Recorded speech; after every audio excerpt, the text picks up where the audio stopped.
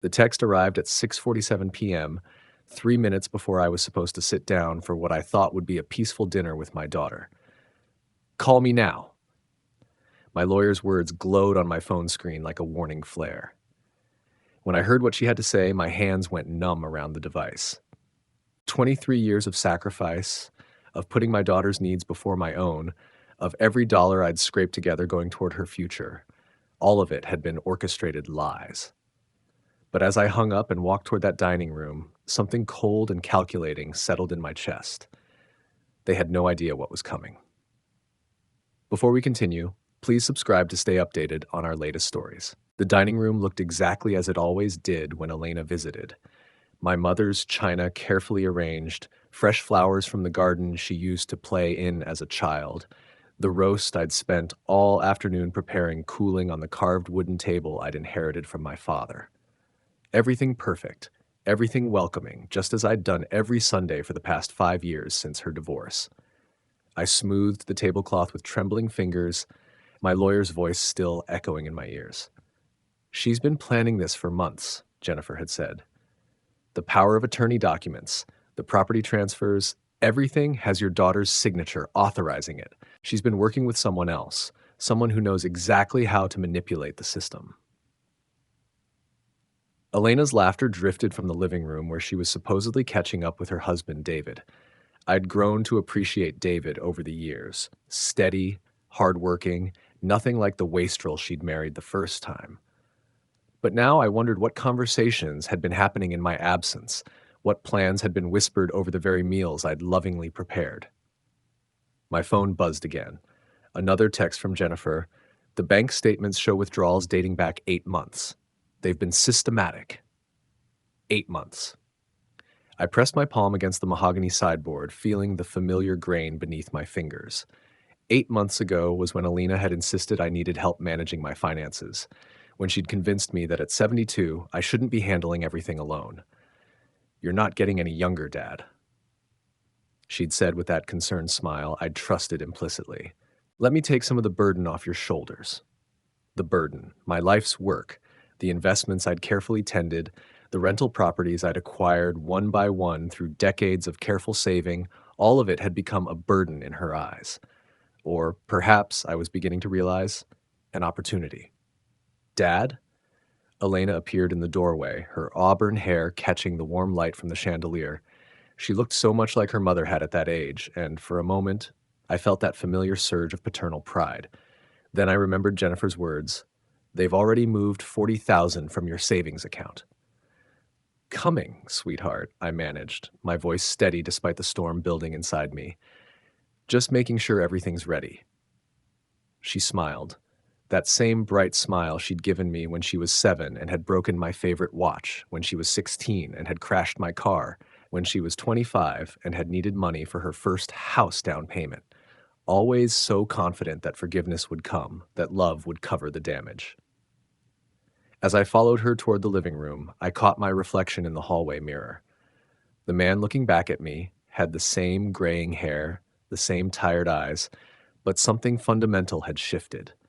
The phone call had cracked something open, and what was emerging felt entirely different from the accommodating father who'd walked into this house an hour ago.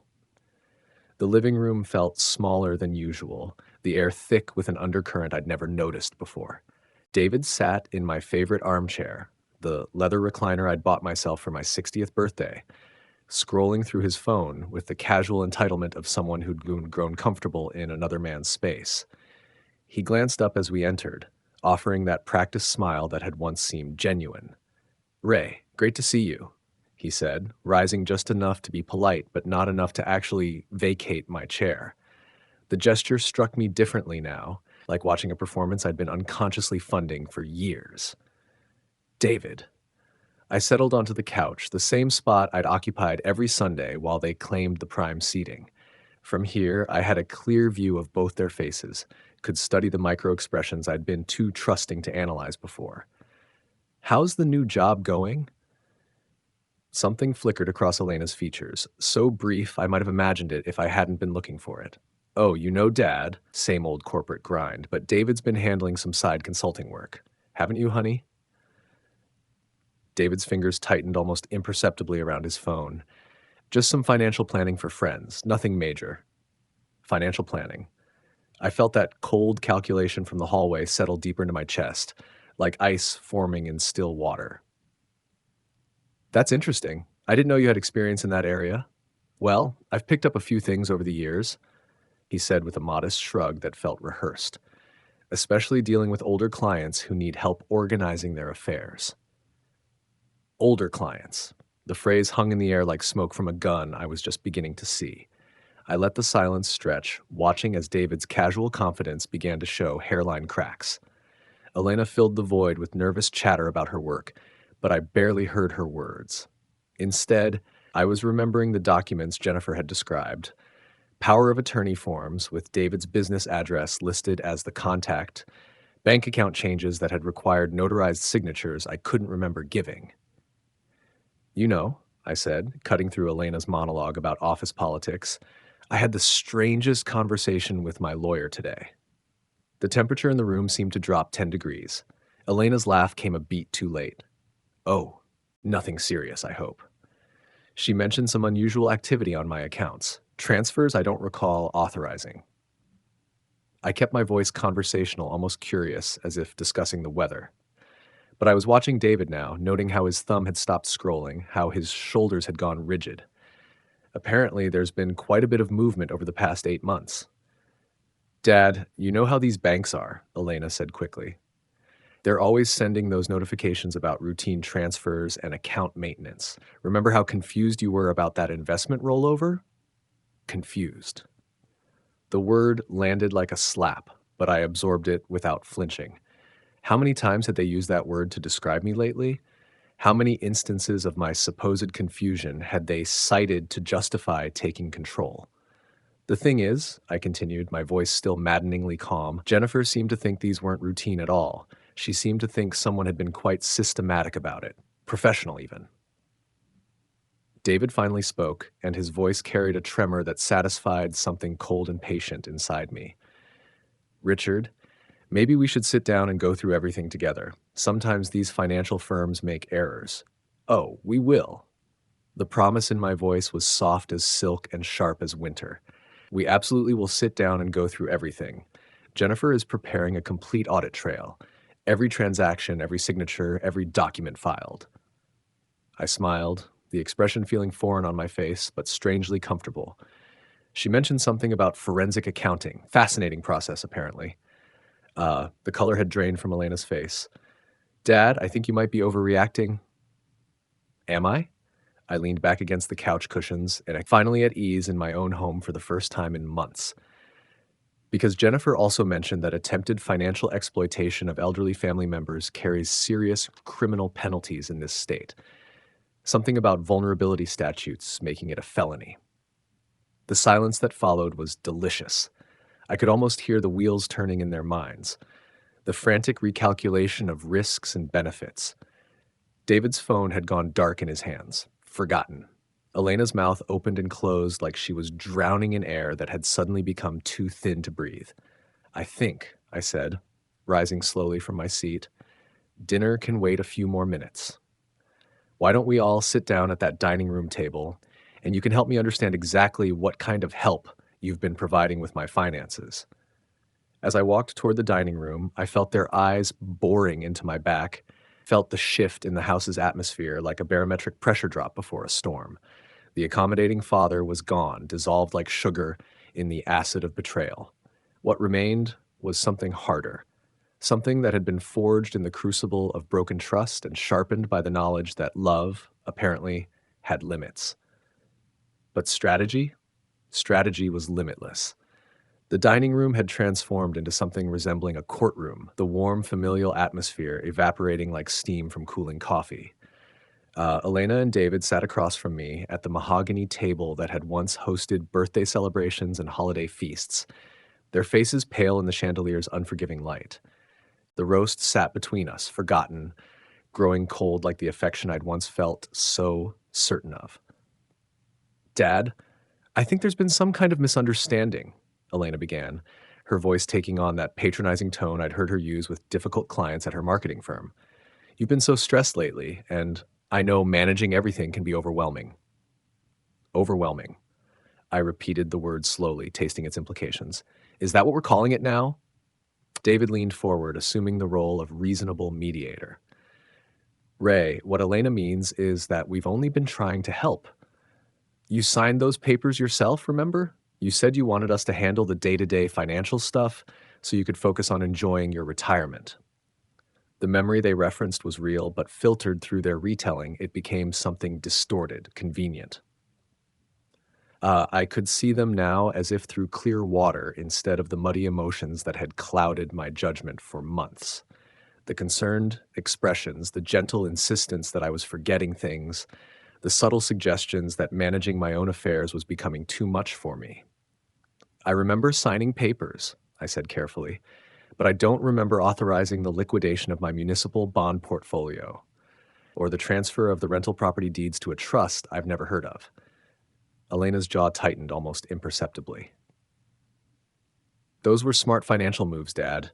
David researched everything thoroughly. That trust protects your assets from potential medical expenses down the road. Medical expenses I don't have for conditions I don't possess. I felt something sharp and clean cutting through the fog of doubt they'd been weaving around me for months. And the $40,000 that's gone missing from my checking account, was that protecting me too? Missing is a strong word, David interjected, his consultant's polish beginning to crack. Those funds were moved to a higher yield savings account. I can show you the paperwork. I'm sure you can, just like you can show me the power of attorney documents that somehow give you authority over accounts you're not even listed on. I reached into my jacket pocket and withdrew my phone, placing it deliberately on the table between us. Jennifer is very thorough. She's already contacted the bank, the investment firm, and the county recorder's office. The silence that followed was thick with recalculation. I could almost hear the whispered conversations that must have taken place in my absence, the careful planning that had gone into this systematic stripping away of everything I'd built. But now they were improvising, and improvisation revealed character in ways that careful preparation never could. You're acting paranoid, Dad, Elena said, and there it was, the word I'd been waiting for. This behavior isn't like you. Maybe we should schedule an appointment with Dr. Morrison, have him run some tests. Ah, the sound escaped me like a laugh that had gone cold. There it is, the dementia card. How long have you two been building that narrative? David's face had gone ashen. No one's talking about dementia, Ray. We're talking about normal age-related changes in judgment. Changes that conveniently require you to take control of my assets? I stood slowly, feeling every one of my 72 years in my bones, but also feeling something else, a clarity I hadn't experienced in months. Tell me, David, what's your cut? 10%? 20%? Or did Elena promise you something more substantial for playing the concerned son-in-law? Dad, stop. Elena's voice cracked like ice under pressure. You're talking about your own daughter, about your family. Family, the word that had been my weakness, my blind spot, the lever they'd used to move everything I'd built. But now it sounded different in the air between us, hollow and manipulative. My family wouldn't steal from me, I said quietly. My family wouldn't gaslight me into thinking I was losing my mind to justify robbing me blind. The masks were slipping now, and what lay beneath was uglier than I'd allowed myself to imagine. Elena's composure finally cracked, and when it did, the sound was like ice breaking on a frozen lake. Her perfect mask, the one that had fooled me for so many months, slipped away to reveal something raw and desperate underneath. Her hands trembled as she gripped the edge of the table, knuckles white against the dark wood. Fine. You want to know the truth, Dad? Her voice pitched higher, taking on a shrill quality I'd never heard before. The chandelier light caught the tears forming in her eyes, but they weren't tears of remorse. They were tears of fury, of a cornered animal realizing the trap was closing. The truth is that you've been making terrible financial decisions for years. That investment in your brother's restaurant? Completely worthless, $30,000 down the drain because you couldn't say no to family. Each word hit me like a physical blow, but what struck deeper was the contempt in her voice. Pure, undiluted disdain for the generosity she'd once claimed to admire. I felt my chest tighten. Not from any medical condition, but from the realization that my daughter saw my compassion as weakness, my love as stupidity. The money you lent to the Hendersons when they were facing foreclosure, she continued, her voice gaining momentum like a runaway train. They haven't made a payment in 6 months, and you just smile and nod like some senile old fool whenever they make excuses. They're good for it, you say. They just need time. Someone had to step in before you gave away everything you'd worked for to every sob story that knocked on your door. The words senile old fool hung in the air like a slap across my face. I could feel something fracturing inside me, not breaking, but transforming, like coal under pressure becoming diamond. When I spoke, my voice was quieter than before, but it carried a weight that made both of them flinch. So you decided to steal it instead. The accusation landed like a physical blow. Elena's face went through a spectrum of emotions, shock, anger, and then something that looked almost like relief, as if she were glad the pretense was finally over. We didn't steal anything. David's voice exploded across the room, his careful consultant's facade crumbling like a house of cards. His face had turned an alarming shade of red, veins bulging at his temples as he leaned forward in his chair. The transformation was startling. The mild-mannered son-in-law I'd grown to trust was gone, replaced by something predatory and desperate. We invested it properly. We protected it from your bleeding heart and your terrible judgment. Spittle flew from his lips as he spoke, his hands gesturing wildly. Do you have any idea what your portfolio looked like before I restructured it? Your so-called financial advisor, that incompetent fool Peterson, had you in municipal bonds yielding 2% while inflation was eating away at your principal like termites in wood. The trust we established will save you thousands in estate taxes when you die. The casual way he said, when you die, sent ice water through my veins.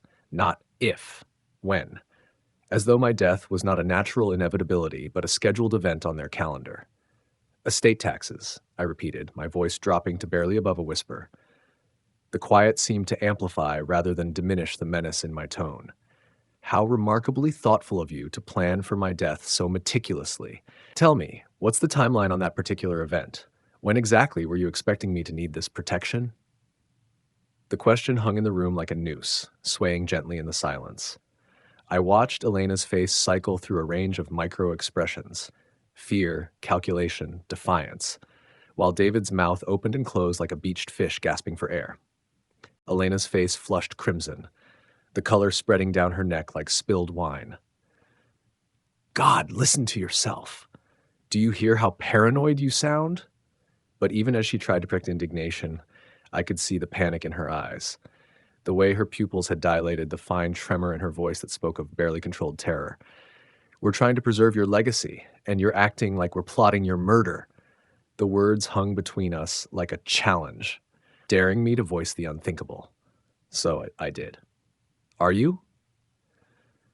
The question came out softer than I'd intended, but it detonated in the room like a bomb. The very air seemed to thicken, pressing against my lungs, making each breath a conscious effort. I could hear the tick of the grandfather clock in the hallway, the distant hum of the refrigerator, the soft whistle of wind through the weather stripping. Sounds that had been masked by conversation now stood out in sharp relief against the crushing silence. Because according to Jennifer, I continued, my voice steady despite the earthquake happening in my chest, someone's been paying premiums on a life insurance policy I don't remember signing for.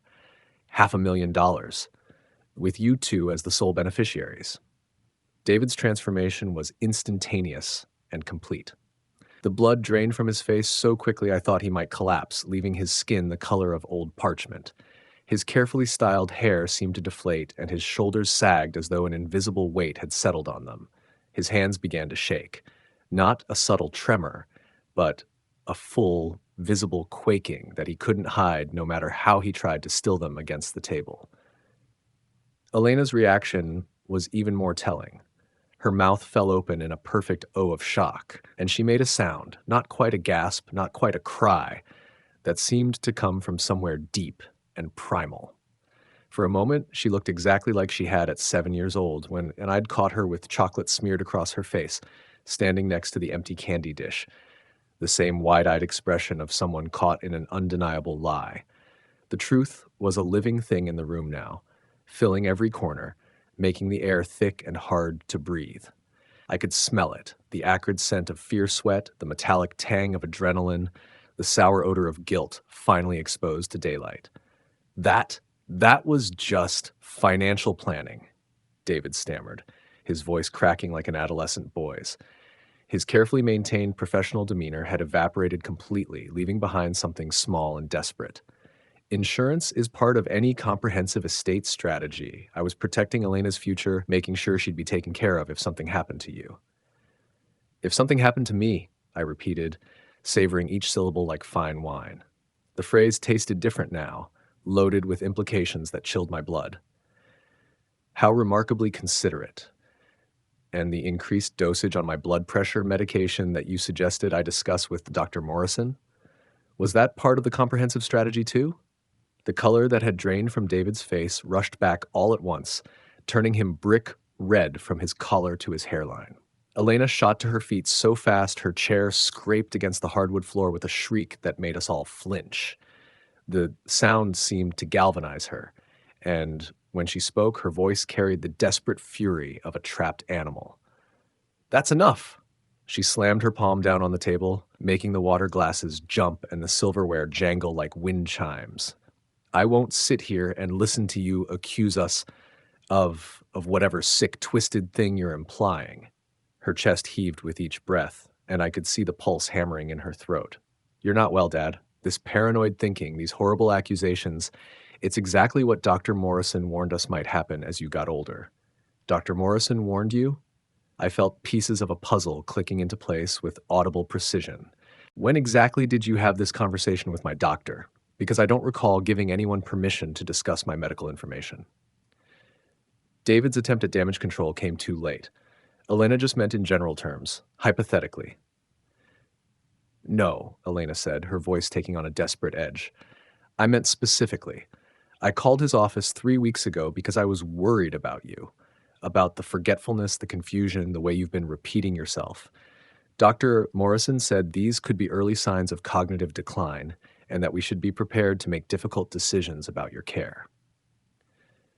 The betrayal hit me like a physical blow, but I absorbed it without flinching. My own daughter, discussing my mental competency behind my back, laying the groundwork for a narrative that would justify everything they'd already done and everything they planned to do. "Prepared to make difficult decisions," I said, my voice deadly calm, like having me declared incompetent, like taking guardianship, like making me a prisoner in my own life while you liquidate everything I've built. "It's not like that," Elena started, but I held up a hand to stop her. "No more lies." The words came out with a finality that seemed to suck the air from the room. "I know about the nursing home consultations. Jennifer found the applications in David's business records. Willowbrook Gardens, wasn't it? The one with the memory care unit?" Elena collapsed back into her chair as if her strings had been cut. David stared at his hands, the fight gone out of him like air from a punctured tire. The silence stretched between us, filled with the weight of 23 years of love twisted into something unrecognizable. But I wasn't finished.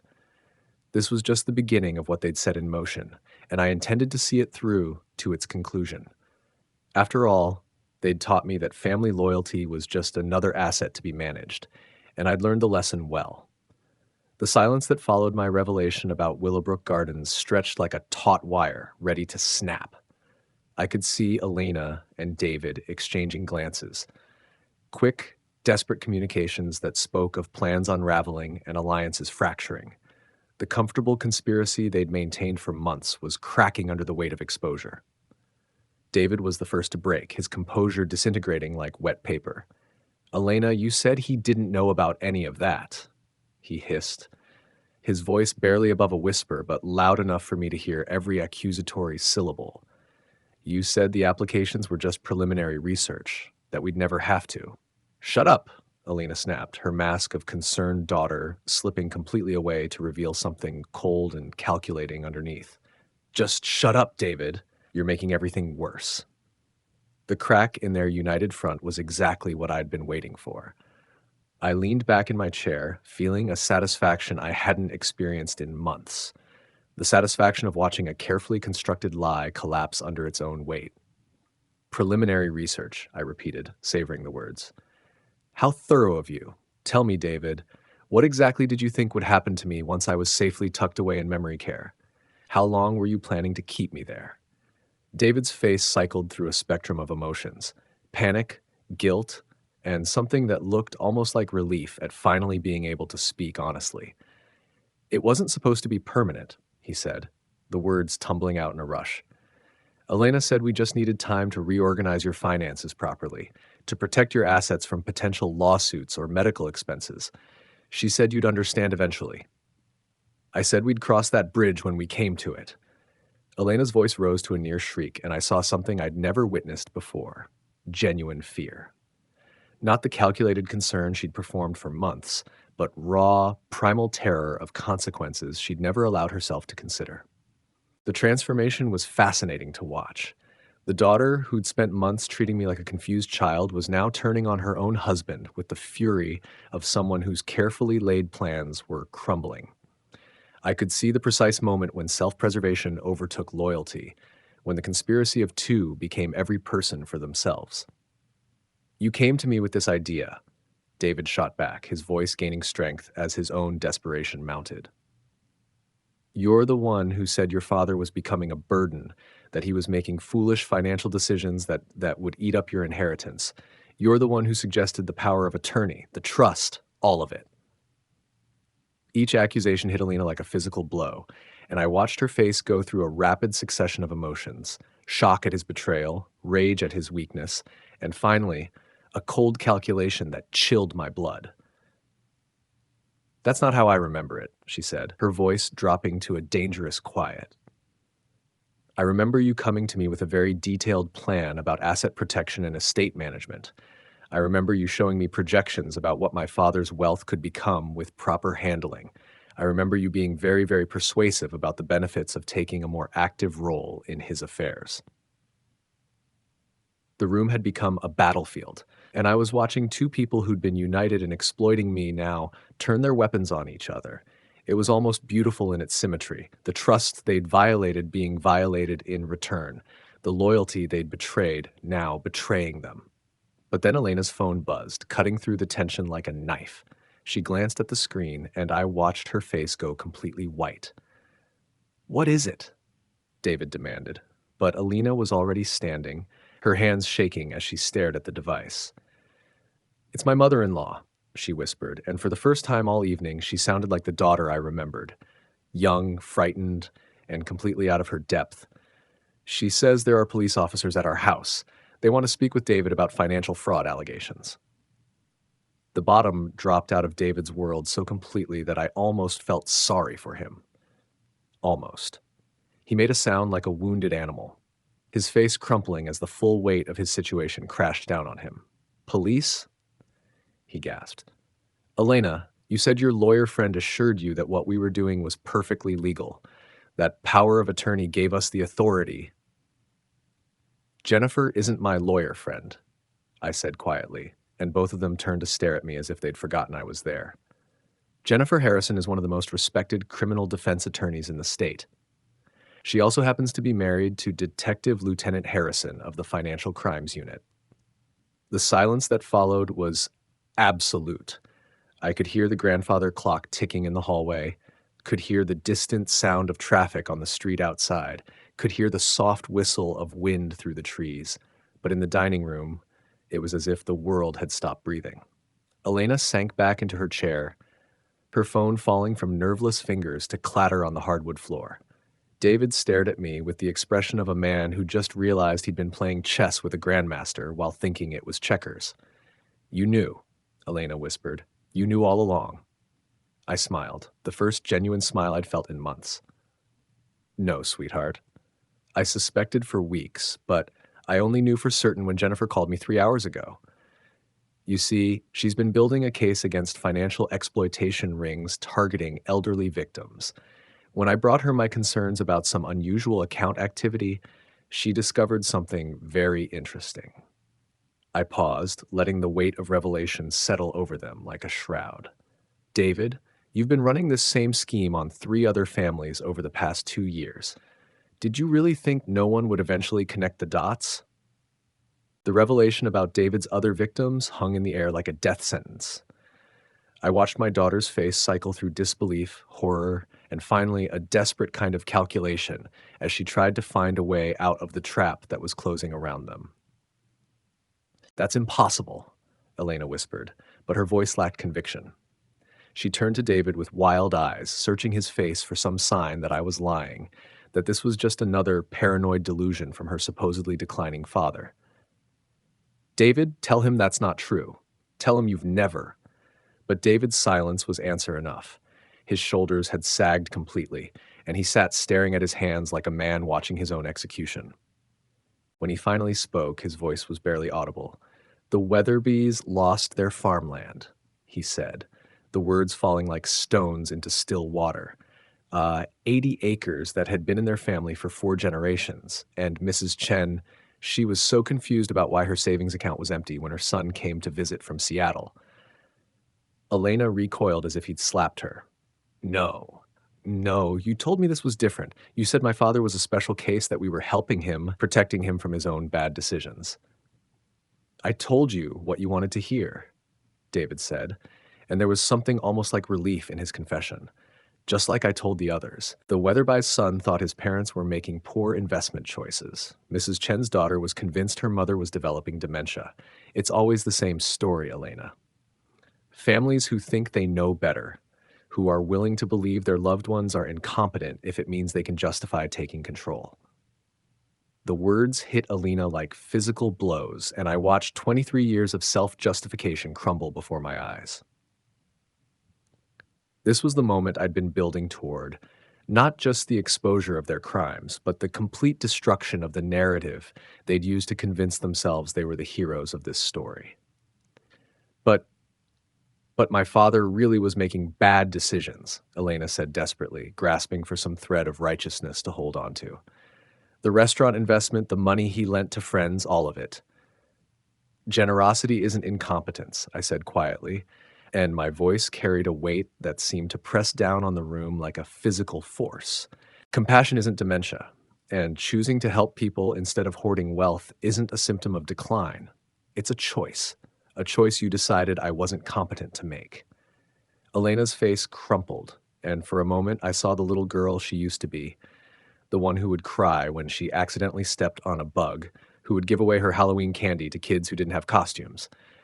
But that moment passed quickly, replaced by something harder and more desperate. "You don't understand the pressure we were under," she said, her voice taking on a pleading quality.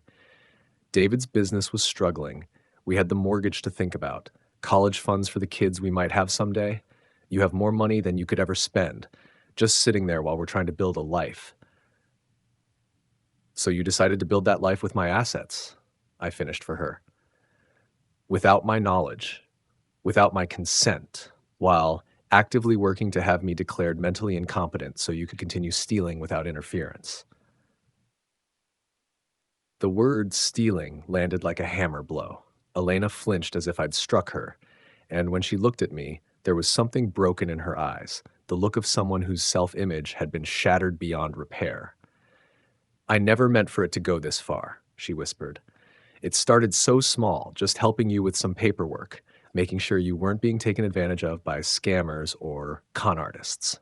But then David showed me how much money you were losing to bad investments and loans that would never be repaid, and I thought maybe we could do better."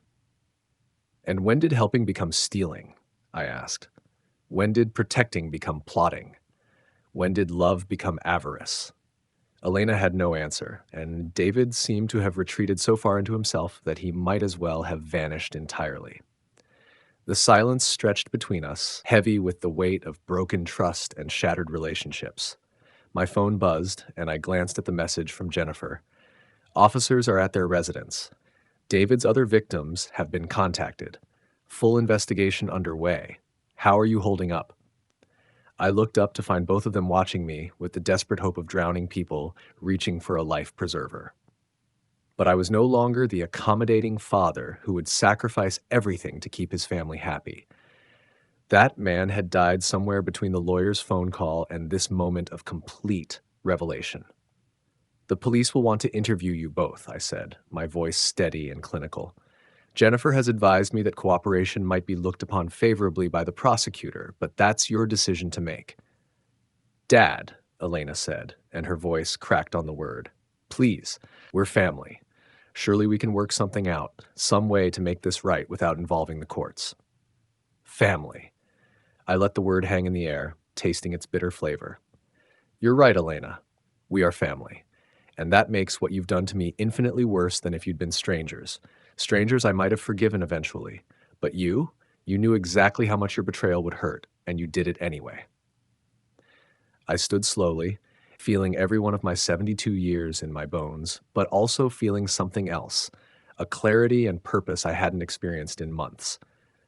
The accommodating father was gone, dissolved in the acid of their betrayal. What remained was something harder, something that had been forged in the crucible of broken trust and tempered by the knowledge that love, apparently, had been nothing more than a tool in their hands. "The house keys," I said quietly. "Both sets. Now." They stared at me as if I'd spoken in a foreign language, unable to comprehend that the man they'd been manipulating for months was no longer available for exploitation. "This is my house, purchased with money I earned over decades of work. You are no longer welcome here." The weeks that followed moved with the inexorable momentum of justice finally unleashed. I sat in my study each morning, reading updates from Jennifer about the investigation's progress, watching the careful architecture of David's schemes crumble under professional scrutiny. The same methodical attention to detail he'd used to exploit his victims now worked against him as forensic accountants traced every fraudulent transaction back to its source. Elena called 17 times in the first week. I answered once. "Dad, please." Her voice was hoarse with tears and desperation. "We need to talk. There has to be some way to fix this, some way to make things right between us." "There was," I said quietly. "It was called honesty. It was called respect. It was called treating me like your father instead of your mark." The silence on the line stretched long enough that I thought she might have hung up. Then, "I know I made mistakes, but we're family. Family forgives. Family finds a way." "Family doesn't steal from family," I interrupted, my voice carrying a finality that seemed to reach through the phone and settle over her like a shroud. "Family doesn't conspire to have loved ones declared incompetent for financial gain. Family doesn't shop for nursing homes behind each other's backs." I heard her breath catch, a sound like something breaking. "Dad, you made your choice, Elena. Every signature you forged, every lie you told, every meeting you had with David about my assets, those were all choices. Now you get to live with the consequences." I hung up and blocked her number. The silence that followed was the most peaceful I'd experienced in months. David's sentencing hearing was brief. 18 months in prison, full restitution to all victims, and a permanent ban from working in any financial advisory capacity. As they led him away in handcuffs, he looked back once at Elena, who sat weeping in the gallery. The look they shared contained multitudes: blame, regret, and the bitter recognition that they destroyed not just their victims' trust, but each other's as well. Elena received probation and community service. Her cooperation with the investigation had earned her leniency with Strand. I wasn't certain she deserved, but justice had been served nonetheless. The Weatherbys got their farm back. Mrs. Chen's savings were restored with interest. The other victims found closure, if not complete healing. That evening, I walked through my house, truly my house again, and felt something I hadn't experienced in months. Peace. Not the fragile peace of ignorance, but the solid peace that comes from standing on firm ground after weathering a storm. Jennifer stopped by with a bottle of wine and the final paperwork. "All your assets have been restored," she said, settling into the chair across from my desk, "plus penalties and interest. You're actually wealthier now than before they started their scheme." I smiled at the irony. "Blood money. Justice money," she corrected. "There's a difference."